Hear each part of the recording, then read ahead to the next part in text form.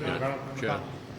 What do you say to Republicans who say this is the same type of operation we go through most years this time of year? You had Scott Perry, a prominent member of the Freedom Caucus, saying McConnell is going to roll us here with the big spending bill here. Just last week, you were suggesting there might not be enough time to do a short-term bill. Now you're saying there is enough time unless they don't get it done by the 22nd. What do you say to that? What I would say is I've been the majority leader and I've been the minority leader. Majority is better. Senator Schumer's in charge of the floor. He determines whether or not we pass individual appropriation bills, and he decides how to process them. So we're on defense. We're dealing with the cards that we were dealt. And what I would say is, given the fact that the Democrats have this presidency, the House, and the Senate, to meet our defense number and to not pay any bonus to the Democrats on the domestic side to achieve the defense number is far and away the best we could do, given the fact that we don't control the floor or the government. In Senator Sinema's decision, did you reach out to her, encourage her to caucus with Republicans, or offer her committee assignments at the end of the aisle? Look, she and I talk all the time. She has a lot of friends on our side of the aisle, including me.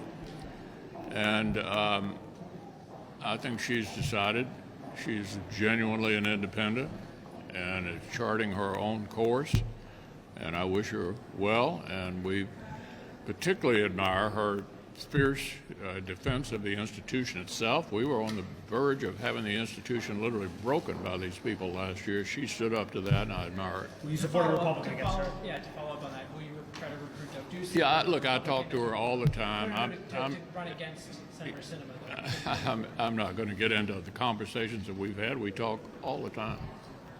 Can I ask Yeah. a quick two-part question? First, do you support the Rubio bill to ban TikTok? And secondly, looking ahead to 2024, do you expect to take a more active role in choosing candidates, given what happened in 2022? Well, looking back at 22, some of you may recall, I never said there was a red wave. I said we had a bunch of close races. And looking at each race separately, I wasn't making that up. We had a bunch of close races. We ended up having a candidate quality time. Anybody remember who mentioned that back in August? Look at Arizona. Look at New Hampshire. And a challenging situation in Georgia as well.